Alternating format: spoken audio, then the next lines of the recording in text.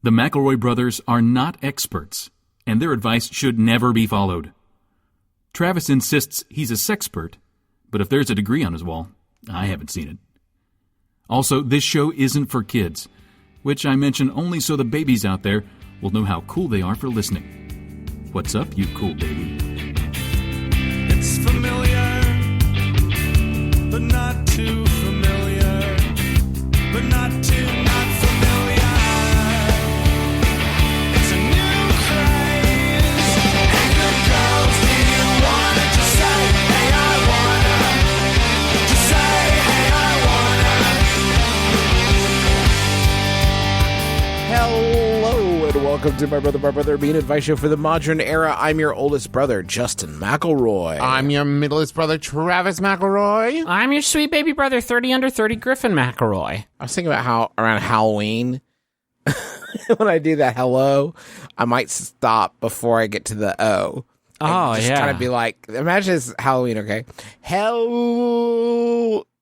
Yeah, no, I'm definitely, okay. yeah, I'm We're really there. very scared because You're in it. I'm seeing the hell demons, I'm seeing skeletons and, blood volcanoes, and I'm getting real, quite spooked. And it's June, so how could you do this to me now? I am literally vibrating with anticipation because we got ourselves to watch Jurassic World, Lost World Kingdom of Dinosaurs coming out. Who knows when? That's what that's what makes this watch so exciting. I don't even know when the movie comes out.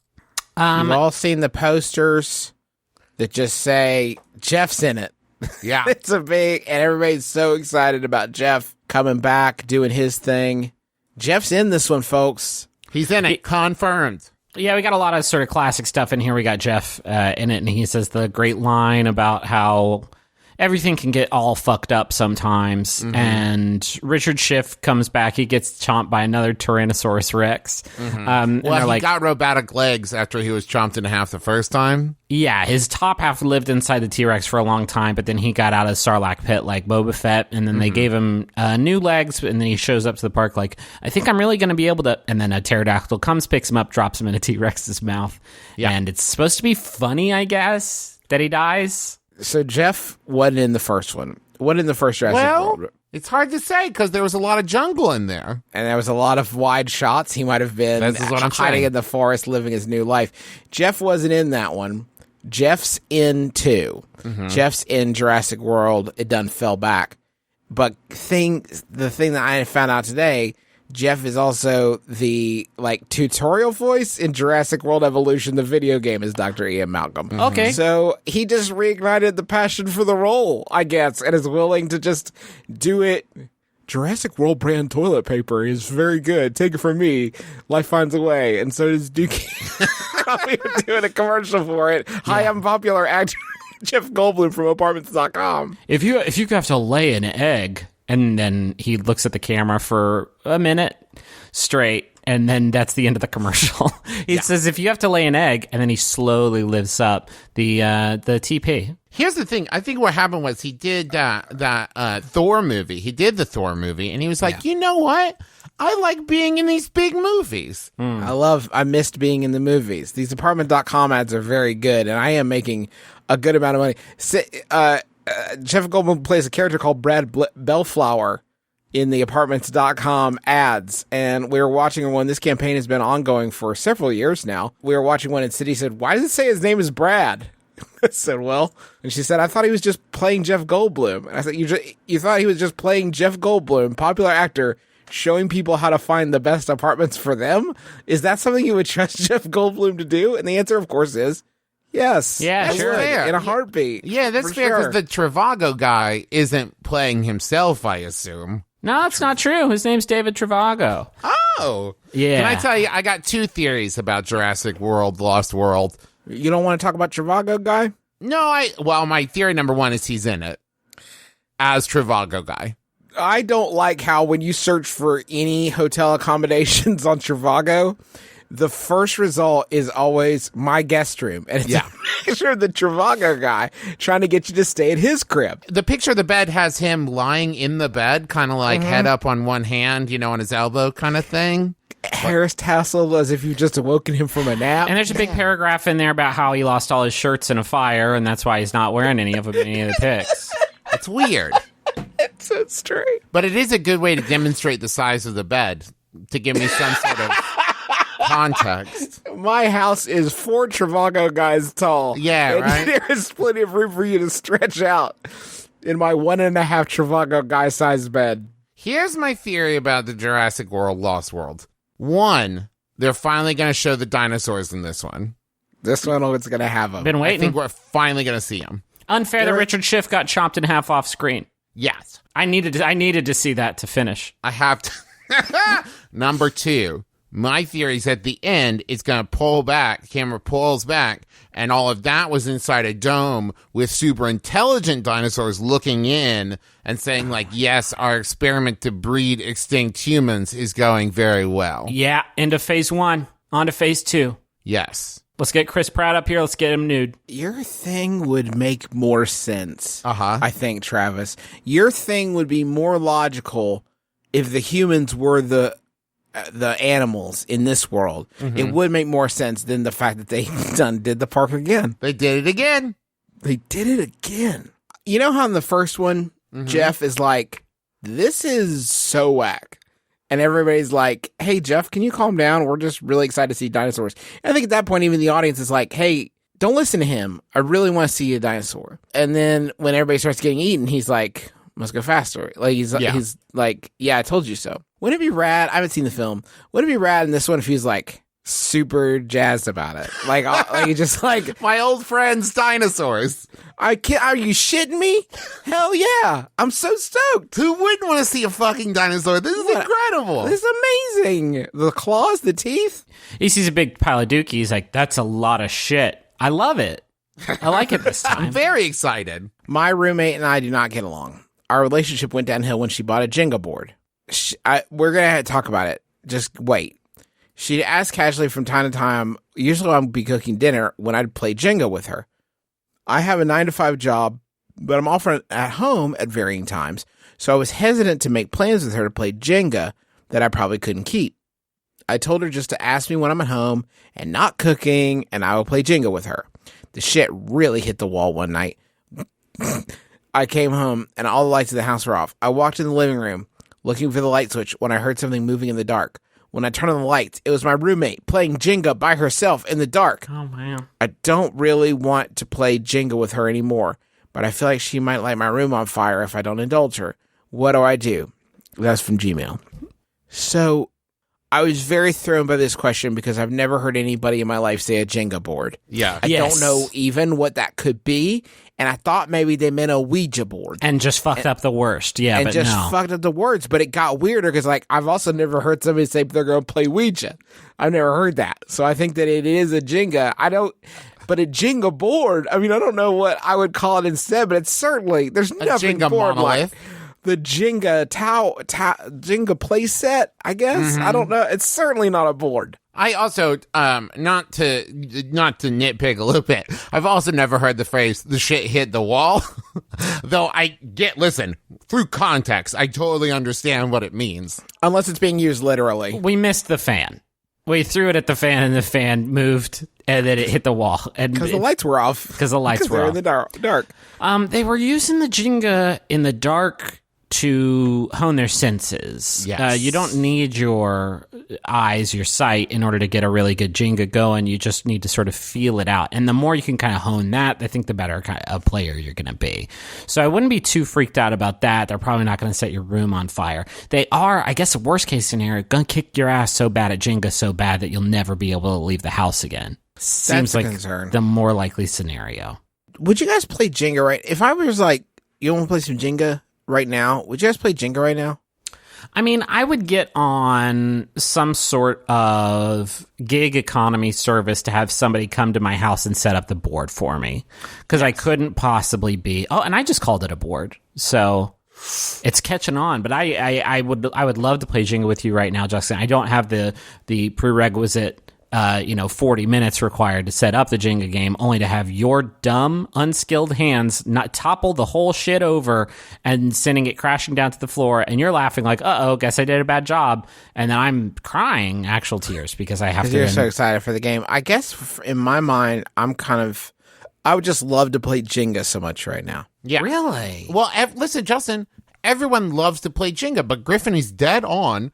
And everyone's fine playing Jenga, but nobody wants to do the work to set up the hours Jenga. to set it up. Yes. There was a bar here in Cincinnati, it's since closed, called Neon's, and they had like giant Jenga The sets. big Jenga, yeah. And it was like huge blocks, right? And the thing would like sat on a table, and the board itself was often 4 feet high. And that's really great because it takes Jenga as not only a game of skill, but also turns it into a truly dangerous game. Dangerous for everyone in the bar, no matter how close you are to it, because you could be sitting at the other end of the bar having a drink with your friend, just like, I'm so sorry he left you. I know that you all were trying to make it work out. And please, if there's anything, I know this feeling, if there's anything I can do, just as the Jenga board falls over. And it does sound like two buildings collapsing into each other, like the Rampage monster squished them together. And it sort of scares the living shit out of everyone. It's not a fun environment. Quickly, tell me the truth. At what point do you say Jenga? As it's falling. As it's falling, As do you say scream, Jenga? You scream for everyone to dive out of the way, as one might yell timber. Yeah. Jenga! And you dive. That's right. See, that's not right. Do you chant Jenga to try to psych someone out? Do you say it when you're done saying it up, like, Jenga? Well, is Jenga good or is Jenga bad? Oh, no. Nobody's ever really dialed into that. Do you yell it when you're excited because the Jenga's about to happen, or do you use it, as Justin suggests, as a sort of, wizard's curse? Jenga is derived from kujinga, a Swahili word which means to build, according to the Wikipedia. I think as it's falling does not track. That's an unjenga. De-Jenga. Let me try this. Let me see what you think about this. The board falls. It's scattered. Everyone looks at it in silence for a moment, and the person who knocked it over just whispers, Jenga. And it's just kind of admitting defeat, and it's time to build again. Yeah, I guess the cycle begins anew. I mean, I wouldn't. I would leave the situation. I used to date the situation, but he loved playing Jenga so much. Yeah. But it didn't work You out. used to date the situation? And the situation from Jersey Shore, he loves Jenga. Uh-huh. And he loved me for a time, but he loved Jenga more. He loved it so much because each of the big bricks look like one of his individual strong fingers. And so, Justin, did you give the situation an ultimatum? And you said, like, it's me or the Jenga? I thought you were going to ask if I gave him his first Jenga set, because a lot of people say that, and it's not true. He already had one. We found it in a lake house that we rented together, and he got so into it at that point. It's when I really started to lose him.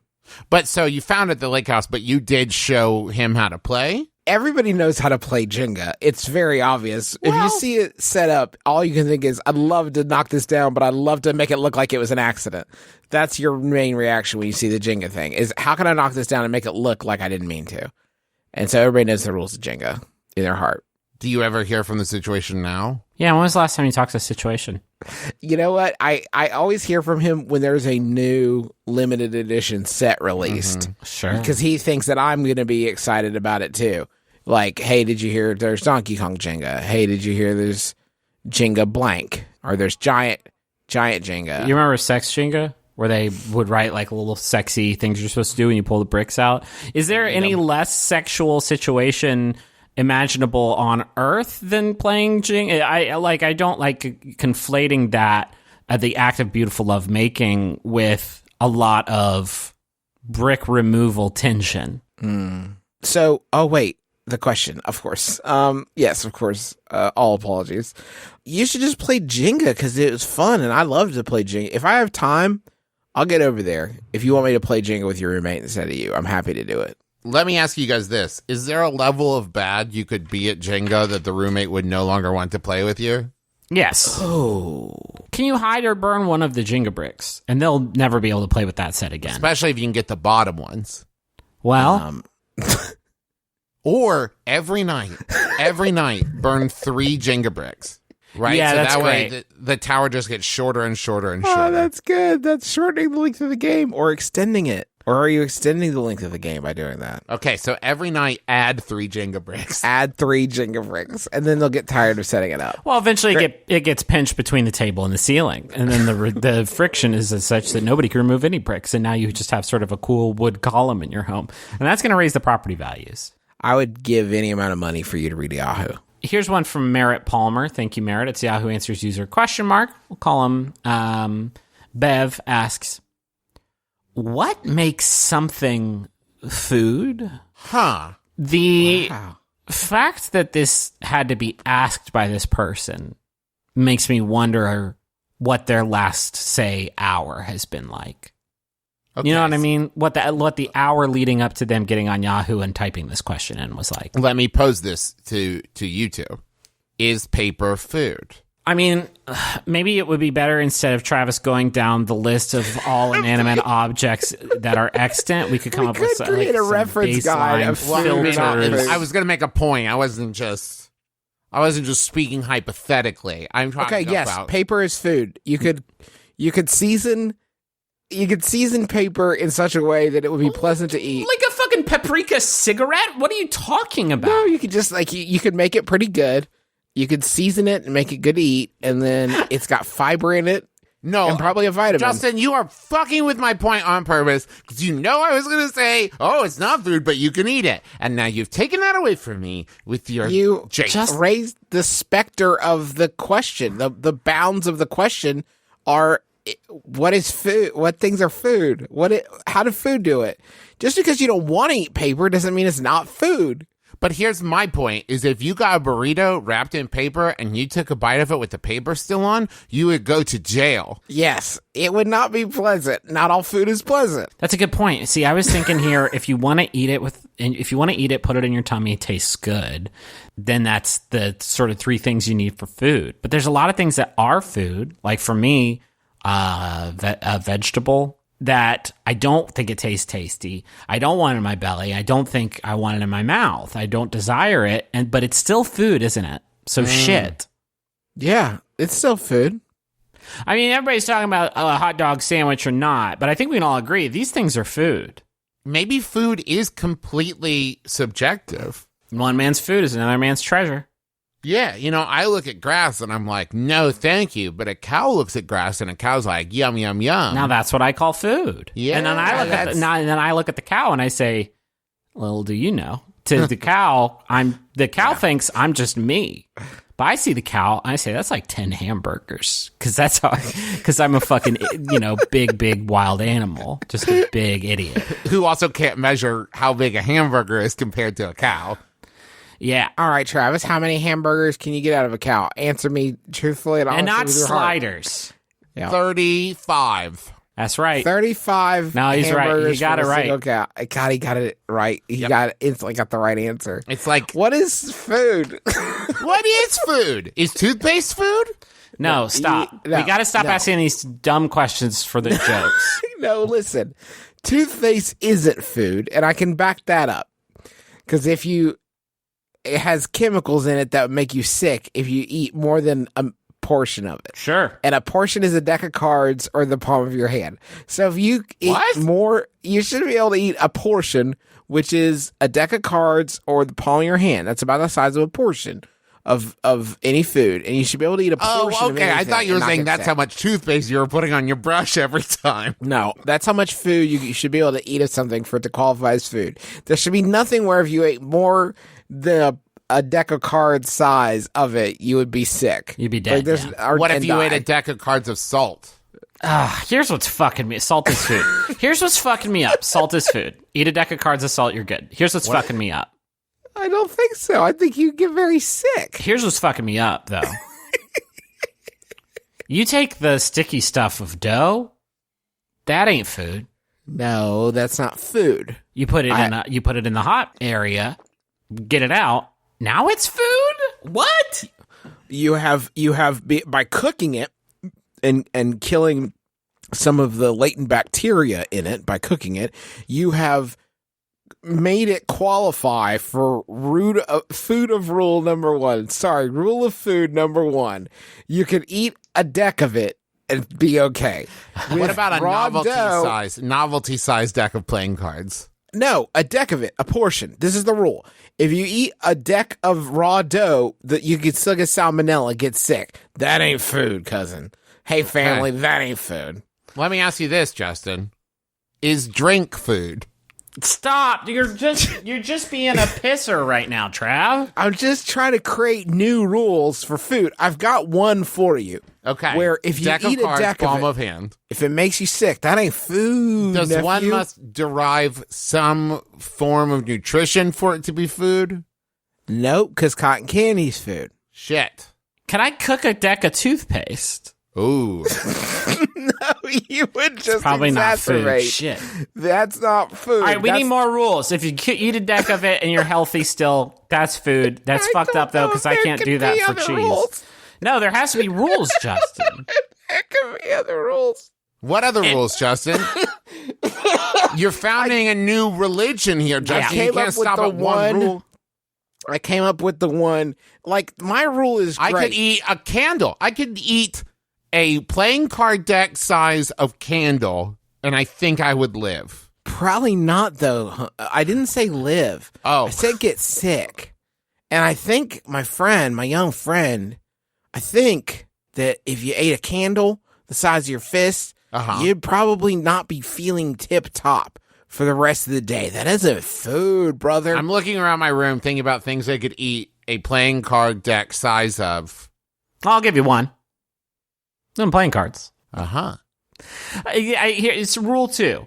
If someone, no, it can't just be someone, because there would be people that, would eat a candle and say, like, I loved it. I'm going to say if there's 20 people anywhere on Earth who do enjoy eating the thing, it also then is food. Does that include, like, YouTube prank videos? Ah, shit, yeah. You would be so sick. If you ate a deck of playing cards, they're waxed. You would be sick. It's not food. I'm not going to tell you how my fucking trick works, dude. I ate a deck of playing cards, and I'm still here alive to tell the tale. You figure it out. And does anybody have another rule for food? I already fucking gave you one.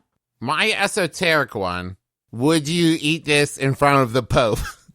What Yeah. food? Hey, let's pretend for a Because second. I would eat some ribs in front of the Pope. Oh, What? hell yeah. What is the number one food that you would least want to eat in front of a potential employer? My own resume. Yeah, No, probably a cake with pictures of their family on it. You guys are the pits. You're not even applying yourselves to the context of the question. I wouldn't want to eat their lunch. Okay, but like y'all are like if the man had seen the sawdust, he wouldn't have died. Lateral thinking puzzled right. me. Oh, I got it. I just want a good answer. Yeah, I got a good answer. It could be a hot dog that you've written the word dickhead and mustard on the top of it. How about Taco Bell? A big bag of Taco Bell. And there's, instead of a receipt inside, there's a piece of paper that says, I stole this. How about a big bag of Taco Bell and also you're at Qdoba? Oh, you're applying for a job at Qdoba. Yeah. I would like to suggest a pretty dynamic change to the way we are thinking about things. I would like to suggest we split this into 2 categories. Food, F-O-O-D, and that's where your sandwiches, your salads, what you would think of when you think of food goes. And then food, F-U with an umlaut over it, C, where we can put stuff like some paper, a leaf you found outside. You can't. Okay, the word you're looking for is edible. We have 2 rules for food, Travis. Yes, but no rules for feud. Everything else is feud. If it's edible and not food, it's feud. Yes, I'll this is grant what you I'm that. saying. Okay, here are the 2 rules we have for food. If you can eat a deck of it and not get sick, and 20 people anywhere like it. But it can't be the same 20 people who are just like stunting to expand the list. I think we got a good start here, and then everything else is feud. Everything else is feud, a new food-like product from Travis McElroy. Gang, I'm thinking it might just be easier to just do a list. See? All the things that are food. Listen, I'm just saying that I think we will find less things that aren't food than it. So if we went, can we get the folks down at MIT on this? Recently, I moved to a small town that's about 3 by 3 miles long. 9 square miles. Next question. Nice try. How big is my town? How big's my town in square mileage? There's your answer. Next. Sometimes while I'm working at my retail job, I'll see customers with a nice cold Jamba Juice and think about treating myself to one. The problem is that there isn't a Jamba Juice in my town at all. The closest neighboring town that has one is about a 40-minute drive. I spent all my time Googling and can't find one in my or my neighboring towns.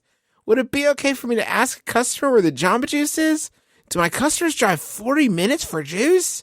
Should I? That's from Jamba Juice Junkie. Well, let me make one quick correction. Your customers drive 80 minutes for a Jamba Juice. Sure. That's a fucking great point, Travis. Thank you so much. How is there even juice left in the cup by the time they get to you? How do you not immediately drain one of these? Maybe they take like a cooler with them. They buy 8 Jamba Juices at once, put it in some dry ice, have it all week. Do you know how far I would have to drive to get to Jamba Juice? Uh-oh. Ooh, how far, Justin? Well, it wouldn't be 40 minutes, my man. Our town is a little bit bigger than 9 by 9 square miles, but your boy Hoops would need to drive 3.5 hours to get to Jamba Juice. So I'd have to really be craving that. I don't know if I ever had this juice. Is it good? I mean, it's not 3.5 hours. Sorry, as Travis O'Reilly points out, 7 hours. I mean, just so good. you don't feel bad, Justin, here in Cincinnati, which I would call a smallish major city. That's a juice town. Closest one is in Lexington, 81 miles away. Maybe what we're really realizing here right now is that maybe Jamba Juice needs to open some more locales. Or Question Asker needs to. Oh my God, Travis. Yes. The universe has been speaking to you with these brave pilgrims and their delicious juice. The universe is telling you, Dillip, listen, it's time to open a Jamba Juice. The Quit your market job. is here. The market is here. Your town is full of people that love Jamba Juice and hate driving. The time has come. And maybe if you want to save on some, some fees and some, negotiating with Jamba Juice, just open a Jumbo Juice. Same exact everything else, but now it's you and you don't have to pay for a franchise. Open a Jamba Juice, and you're going to work with your friend Paul Rubens. You're going to open a Jamba Juice, and John Paragon, I guess, would have to get in on it to do like VO and stuff. I don't think you can ask them where they got the juice, though. You don't think? Because that conversation would go, hey, where did you get that? And they would say, Jamba Juice. Or maybe they're getting it from like a Speak Juicy and they can't tell you where because it's like an underground Jamba Juice here in town that you're not allowed to know about because you just moved there. Or maybe it's not a real Jamba Juice that they're getting their juice from. It's an old Foot Locker that somebody's just crushing up some oranges and apples and what have you in. And then they sell it to them and they say, this will be $60. And they say, that seems stiff. And they say, what can I tell you? We're a real Jamba Juice.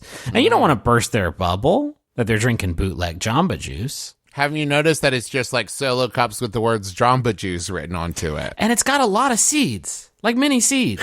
It's so seedy. It's pretty much all seeds. How far would you guys drive for juice? How far would I drive for juice? I wouldn't go to my kitchen for juice, Justin. Yeah. If I handed you a cold juice right now, you would just upturn the cup, huh? Yes, onto your head. Hey, folks, it's just sugar. Whoa. You're welcome. Yeah. Didn't even think political would happen on this show, but This one got political. I'm just mad because I tried to do a juice fast once on the day of trick or treat, and I only made it 4 hours. Did you try to juice a bit of honey? And you're like, this is not producing much. Nothing. This is nothing. Oh boy, it was bad though. Let's take a quick trip over to the money zone.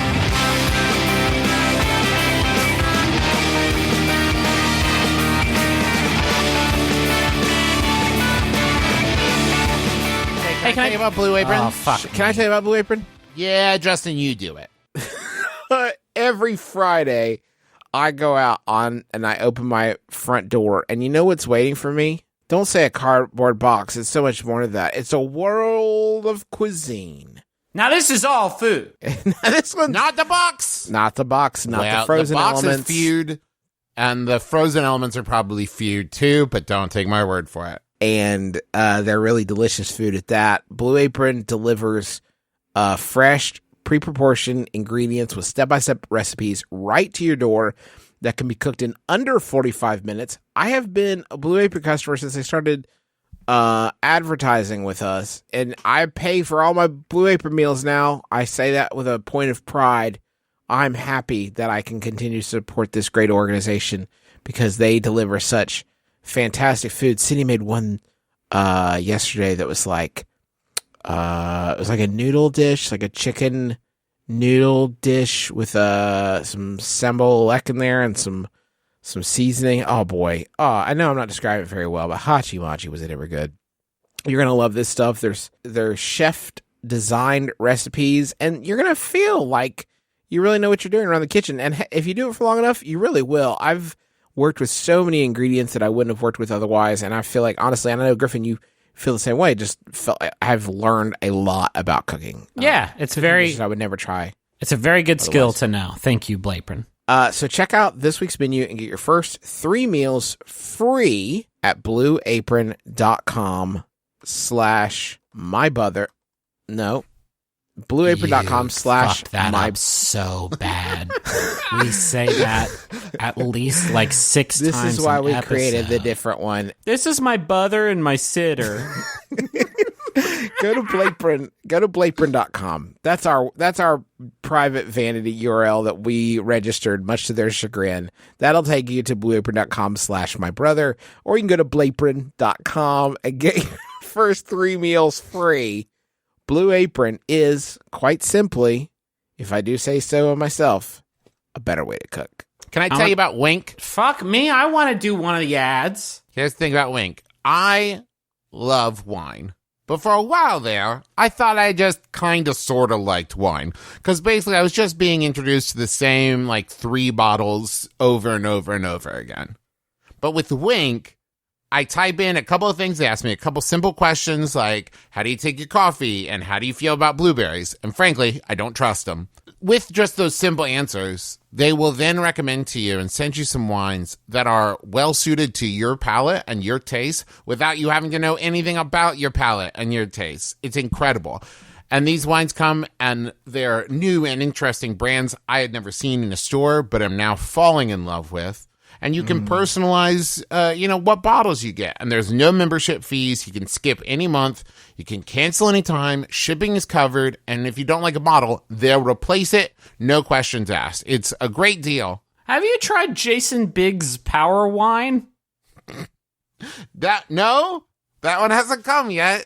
You gotta, I think, request it. Well, it takes a specific sort of profile answer, and it's one that you wouldn't normally sort of fill in there. You have to really be looking for Jason Biggs' Power Wine. But they ask you things like, what's your favorite movie? And you do have to say, American Pie, Saving Silverman, something like that. And it's like, name one word, one adjective, how you want your wine. And you said, you have to say, psyched up. Or just big, but 2 G's. Or you just put in, it says any additional details, and you can just type in there, I want to drink the Jason Biggs Power Wine. And that'll usually get it to you there. And I know you're probably wondering, is it red? Is it white? It doesn't have a discernible color. It's kind of opalescent, I guess, would be the word I would use. Yeah. Chunky. So you can discover great wine today if you go to trywink.com/mybrother. That's trywink, TRYWINC.com/mybrother. And when you do, you'll get $20 off your first shipment. That's trywink.com/mybrother for $20 off. Go check it out. I want to tell you about a podcast. This one's called I Hate It, But I Love It. That's the name of it. It is not my review of the show. It's called I Hate It, But I Love It. You can find it at hatelovepodcast.com or wherever you get your podcasts. I Hate It, But I Love It is a super fun podcast about the pop culture you love and hate simultaneously. Each week, hosts and best pals Kat and Jocelyn discuss a movie or TV show that they both love and hate, like Game of Thrones, Armageddon, The Devil Wears Prada, or anything J.J. Abrams ever made. Then they try to figure out why they feel that way. Oh, and did I mention they're Canadian? That's not really important, but any Canadians listening right now just got a little bit excited. You should listen. I think you should listen no matter where you live, but Canadians, you're going to love all of the great Canadian sensibilities present in this show, I bet. So that's I Hate It, But I Love It. You can find it on your podcast destination. We have a message for future Annie, and it's from present Annie. And it says, Annie, I hope you aren't driving to work right now while you hear this. It's okay if you are. I'm not disappointed in you. All things take time. You're probably absolutely crushing it no matter what you're doing. I hope things are better then than now. Don't settle. You can always do better. Also, Madison, I hope you're good. This was for me, though. They wanted this to air in March. So I super duper hope that things are going well for you because it's been a few months. You get a few bonus months there tacked on to the end where things have almost certainly started doing better. I have to imagine they've gotten better at this point. I mean, the events of everything that's happened between March and June is nothing but just no clouds in the sky, beautiful, bright, sunshiny day. Yep. Hey, Annie, I think you're great. And I bet you are crushing it, no matter what you're doing. And Madison... we're proud of you. And Madison, quit trying to jump in on Annie's thing. Yeah. Yeah, Madison, back off. This is for Annie. I actually wonder about Annie's situation because it says, Annie, I hope you aren't driving to work right now while you hear this. It's okay if you are. Are they disappointed? There's a few things they can be disappointed in you. One, that they're listening to the show still. They have maybe wanted to stop. I they hope were that's not the disappointed that they case. heard it. It could be they wanted to stop driving to work and they promised themselves they would start walking or riding their bike. That may be another thing. Or it could be that they, wanted them to have a different job. I think, Matt, I took it as I'm disappointed in you for listening to anything while driving to work, a time when you should be focusing on driving. Yeah, you should be driving. Pay attention to driving. This is for Pat, and it's from Sam. Hi, Pat. I know we said we weren't going to do this, but you're proposing to Rebecca today, so that seems like a big deal. So since this is going to be in the future, happy wedding. Congrats on that coming up. Unless she says no, which would be a colossal bummer. Not that I need to tell you that. In that case, keep your chin up, bud. I love you. And that's for whenever, man. Okay. A lot going on. Yeah. A lot going on. I feel like I need some sort of Reddit fan club to break down the timeline for this. I need a Inception flow chart to sort of follow. Here's what I love about this Jumbotron is what this makes me think is that Sam was talking to Pat and Pat was like, yeah, I'm going to propose to Rebecca today. Whatever you do, don't get me a Jumbotron that wishes me a future happy wedding. And Sam says, okay, I won't do this. And then jumps onto the phone and it's like, I know we said we weren't going to do this. It seems like Pat has been wronged before by Sam in this exact way. Because I don't know why else they would need to warn them otherwise. Well, Adam, we're still putting out the Greatest Discovery podcast while we wait for season 2. What are we doing with these episodes? We've talked to a whole bunch of interesting people, like the Wall Street Journal's Ben Fritz and MaximumFun.org's own Danielle Radford. We're kind of using this time to find ways to entertain ourselves and you while we wait for the next season. So catch yourself up with Star Trek Discovery and join us Tuesday on The Greatest Discovery. It's on MaximumFun.org or wherever you get your podcasts. How about a Yahoo? Yeah, actually, no. Okay. It's time to play the game that's shaking up America. We return to it every week or so. What do you got? Celebrity wine. Why not? Welcome to Celebrity Wine. Why not? It's a very Did good you show. know you were going to do this before I talked about Jason Biggs' Power Wine? Celebrity Wine, Why Not is a new show. It's a quiz show. My brother, and me, where I'm going to tell you. I forget what were the rules? I think you gave us the name of the wine, and we tried to guess the celebrity and the rating. Okay, If I remember correctly. I am going to. Okay, the list is still shared with you, and I'm going to hit you with the name and the score of a wine, and you're going to tell me which actor from our list is responsible for it. I mean, don't tell us the score, though. That's half the fun. Yes, you will guess the score after. So I'm going to say our first one today. Our first wine. Let me open up this bottle. Hello, gentlemen. My name is Sommelier Justin, and I am so happy you came to our restaurant. Today we have a fine bottle for you. It's a Ferguson Crest 2014 Private Reserve Syrah. It's from the Santa Ynez Valley. And it's half of the label has worn off here. I can't read the celebrity, but I knew that a very considerable celebrity was attached to this wine. I know it. Yeah, I do too. It's not the hardest one you've given us before. It did take me a second. Is that by Fergie Fur? Is that Fergie's That's Fergie wine? Fur. That's Fergie's wine. Give me the score. Oh, man. Now, to remind you of the scale here, really between 80 and 100 is really I'm what going to say 87. I'm going to say 83. Well, that's a 90 on this Whoa. one. Hey, It's a great wine, good- Fergie.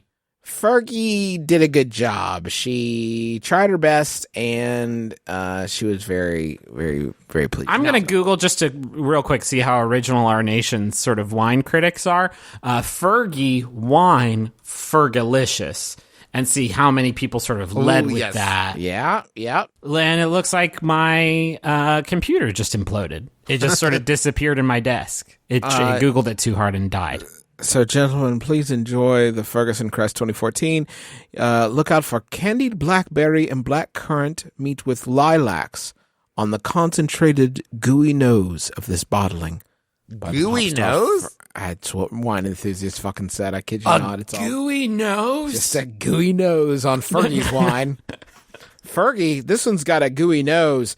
Next up, gentlemen, if you'll follow me over to Toscana, Italy, we're going to be sampling the Il Palagio 2012 Sister Moon Red. Say it again. This is the Il Palagio 2012 Sister Moon Red from Toscana, Italy. You're going to be looking for a polished palate showing mature red plum, tobacco, and vanilla. I'm going to say Lorraine Bracco. I don't know who that is. I don't either.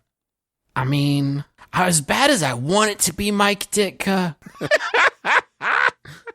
I don't think it is Mike Ditka. It sounds fancy, so I'm going to say either Brad Pitt and Angelina Jolie or Sting. I'm going to say Brad Pitt and Angelina Jolie.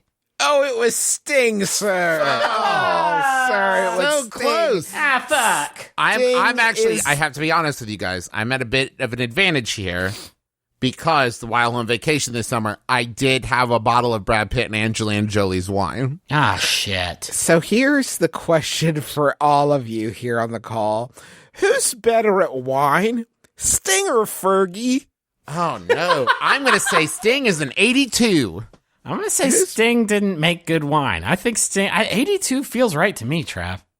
It's 88. He did a great job. Okay. It wasn't as good as Fergie did, but yeah, we got one more in Celebrity Wine. Why not? Really excited about this one, gentlemen. Let me summon my character back up. Thank you. Gentlemen, our last wine, because I can tell you're getting a little inebriated here at the table. Our last is a 2012 Cabernet Sauvignon, a Cab Sav in the lingo. It's from the Columbia Valley of Washington, and it is called Pursued by Bear. It's a 2012 Cabernet Sauvignon, Pursued by Bear. It's a little Shakespearean pun. It provides plenty of immediate appeal, but will only benefit from some time in the cellar. I feel like I can go down the list here. This isn't the Jeff Gordon speed wine. It's not the Mario Andretti speed wine. I want to say Kyle MacLachlan, because Pursued by Bear seems like somebody who has a fun, like, understanding of Shakespeare, and also the fact that I think it's in Washington State, which is where I think Twin Peaks is. Wait, is it from Washington? I'm sorry, gentlemen. The owner says I cannot repeat Oh, this game my stinks. descriptions. I'm going to say Kyle MacLachlan.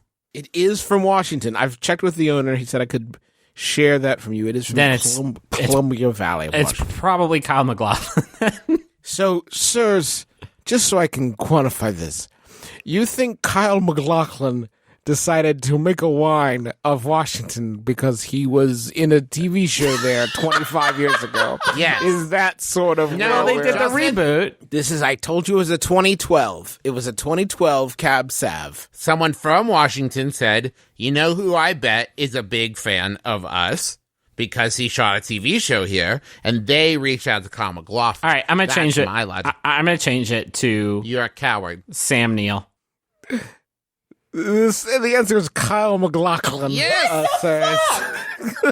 Yes, I Obviously, stuck with my gut, Griffin. You are rewarded. You get a second pour here. Bullshit. Here you go, sir. Enjoy. I told you it had a fun, actory name, Pursued by Bear. I know, but Justin came at me with all this negative energy, and it Well, you ruined my should- vibe. Don't be bullied by our older brother. Who is better at making wine, Agent Dale Cooper or Fergie Ferg?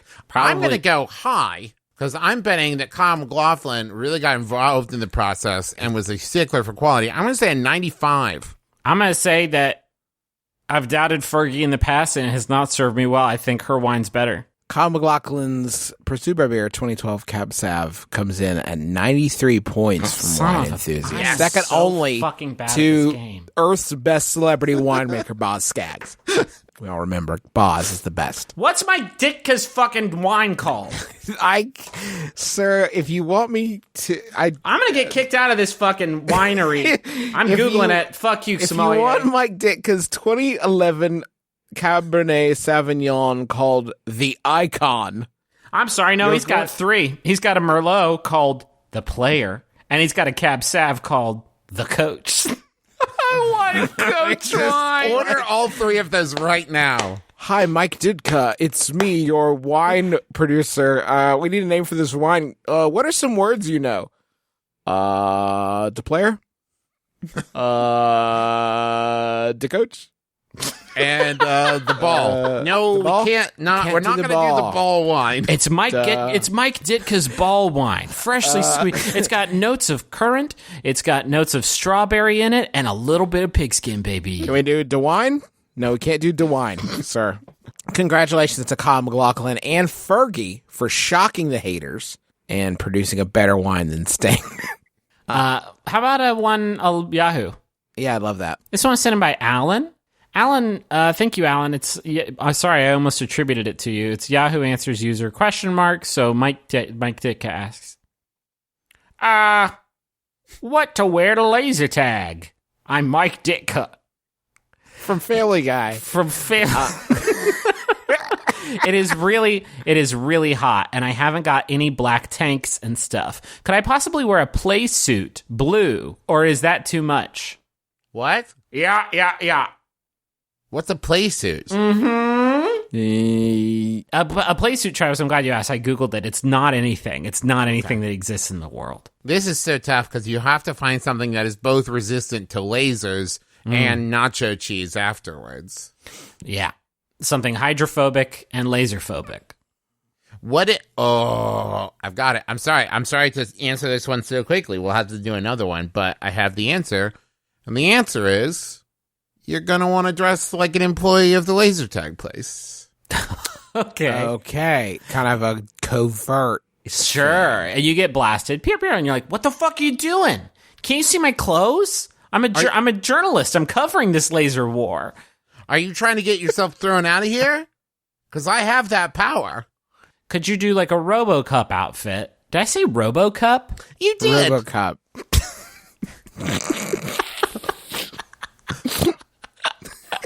This is police officer got killed by a big gang, and they're like, we can save him, make him even better than before. And he wakes up and he's like, uh-oh. Wait a minute. What did you do to me? You're like, well, you got a little handle there, cute little floral pattern. You got your own saucer. You got a saucer. This is your partner, Saucer. He used to be a firefighter, but we fucked him up too. So anyway, do you have any cool robot powers? You can hold different beverages inside. And is it going to hurt when it's a hot? Oh, it'll hurt. It'll hurt. Yeah. How long will they stay hot or cold? Not long. You are not insulated. You're sort of a guy cup, so Sorry about that. sorry about all of it. We tried to order Robocup parts, but Jeff over here fucked up the order form, did a typo on it. So you're gonna get what you're getting. Hey, at least this, you're not dead. Yeah, I guess. I guess. I'd rather be. Well, the bad news is we don't know how to kill a cup. So what do I do now? Am I supposed to fight crime? Well, if you want, I guess. I mean, you're not suited for that, if we're being honest. You're a cup. And It feels like a tall order. And let me check this out. I heard Disney's making a live-action Beauty and the Beast. Now we're going to get you down there casting. Can you do a chip? Oh, wait, they made that like 4 years ago. Fuck, man, I don't know. You might have a job on Sunset Boulevard, get your picture taken with Chip the Cup from Beauty and the Beast. You know, you could make $20 a day. No, sorry, you can't charge for those. They might have a sequel in the works. You never know. Might be uniquely suited. Now get on out of here. We're going to turn someone into Tupperware. Well, hold on. A sequel, that would be Beauty and the Handsome Dude and all of his human house servants. Everything's still good? Yep. Okay. Roll credits. That one's just called Gaston's Funeral. Don't nobody want to go to that. Anyway, you're a cup now. Get on. We had a conversation about this. We were talking about. Okay, so we are doing some shows in Orlando, and one show in Orlando at the end of August. So we're thinking about like ducking our heads into Disney for a few days while we're down there. And the one thing that Charlie was really firm on is that she does not want to see Gaston. She wants to, and she does not want to see Gaston. And she said, and Sydney and I were talking, and I guess in the same room as her, and Sydney very briefly said, like, well, sweetie, you realize that's not the same. And then she stopped herself. We can't really go down that road. We can't go down it's not the same Gaston road. Yeah. Because you take that one brick out and it all sort of tumbles around you. And then I very helpfully jumped in and said, well, Gaston died, so that's a different Gaston. That was not better. So helpful, Justin. That was not better, actually. So it's a cyborg Gaston, nothing to be afraid of there, or brought back to life with dark magics. Again, An not unstoppable Gaston zombie. Not anything to be afraid of there. Why do they have that pervert Gaston even at the park? I hate that guy. He's a very bad and you know what? He's not bad in like the traditional, like, I'll steal your voice and then become he like He's just an is asshole. a racist. Yeah. and he gets killed for it. And like, yeah. whatever. But it's wild that he's like, everyone pose with me, expectorating. Yeah. I'm a cool guy who tried to force a woman to marry me against her will by imprisoning her dad. Yeah, I gaslighted her dad. It was great. I eated all of Griffin's eggs and spit on his car. And it's like, Jesus, dude. You know, here's the thing, though. Listen, I don't want to blow this whole thing wide open, but if you think about it, the Beast also imprisoned Belle's dad in an attempt to try to force her to marry him. So it seems like both of them kind of suck. I mean, there should be maybe a bad Disney World where Gaston, the Beast, the bad guy from Pocahontas, who was like real bad. Real bad. Pretty Easily bad. the worst. Not fun bad, like a lot of the Ursula. This is a different podcast. You're This right. is not our podcast. I mean, We it's stumbled into. a different park. It's Nasty Disney World where bad kids go. Nasty Disney World where all the villains are kept and the bad kids can elect to go to it. They are, they haven't been redeemed. Mm-hmm. You know, if you know, it's sort of a heaven and hell situation. Are there still rides? Yes, the rides are way cooler. The rides are so much cooler, so much more dangerous and action packed. The food's all nachos, more or less, just all just big spicy beef nachos pretty much all over, and you can just shit anywhere. It's nasty Disney World. It's where good Disney World keeps all the mosquitoes. Listen, it's got pluses and minuses. The rides are cooler. There are mosquitoes everywhere. It's fine. Their mascot is Sid from Toy Story. It's cool. Yeah, it's really cool. You get a paintball gun when you go in. And that's nice, too, because then, like, if you're an employee at regular Disney World and they're like, Todd, I noticed that you were taking 40-minute breaks instead of 30-minute breaks, you don't want to have to work nasty Disney, do you? Yeah. No, of course not. But then it's okay because Jafar will sell you some skunk weed. It's not all bad. Folks, that's going to do it for us. Thank you so much for listening to our program. If you came out to see us in San Francisco or Phoenix, thank you for coming out. Tragic news, or I guess, I don't know, depends on your perspective. Yeah, maybe you don't care. If at the Phoenix show, that audio was just fucking mulch. Just mulch. So that show will never be released. That is your show to treasure and enjoy. If you made a secret pirate copy of it, please let us know, because otherwise it's lost to the ether.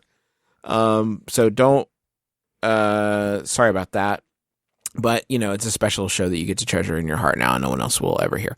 But thank you for coming out. Like I mentioned, we do have some other appearances coming up. If you want to come see us, go to McElroyShows.com/tours. We're going to be all over this great land, and we hope that you'll join us. That includes not only our live shows, but also some Adventure Zone graphic novel book events. We're doing like live read and graphic novel stuff in July.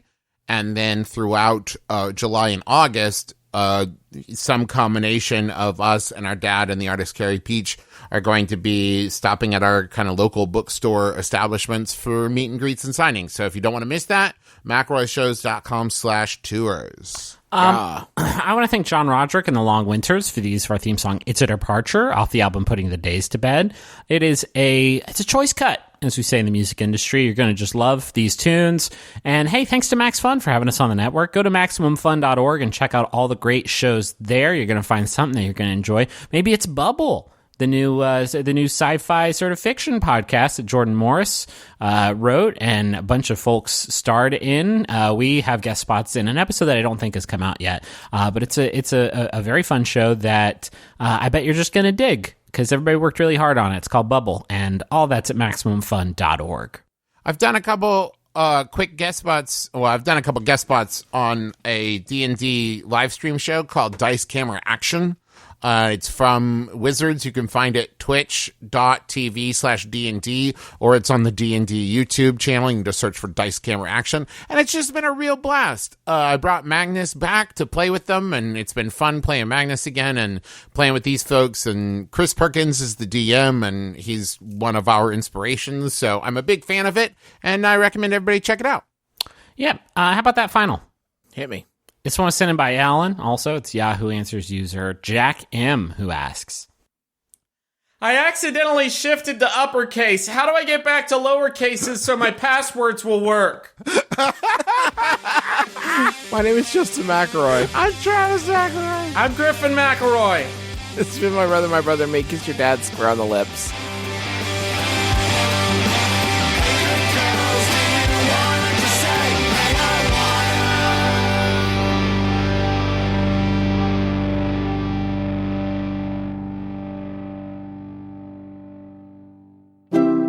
MaximumFun.org. Comedy and culture. Artist owned. Listener supported. Hi, I'm Viv. And I'm Teresa. And we host One Bad Mother, a comedy podcast about parenting. Whether you are a parent or just know kids exist in the world, join us each week as we honestly share what it's like to be a parent. Turns out it isn't what we thought it would be. For example, stickers on car windows? It's no longer about what type of monster would let that happen, and more like realizing you are that monster. So join us each week as we judge less, laugh more, and remind you that you are doing a great job. Download One Bad Mother on MaximumFun.org or Apple Podcasts. And yes, there will be swears.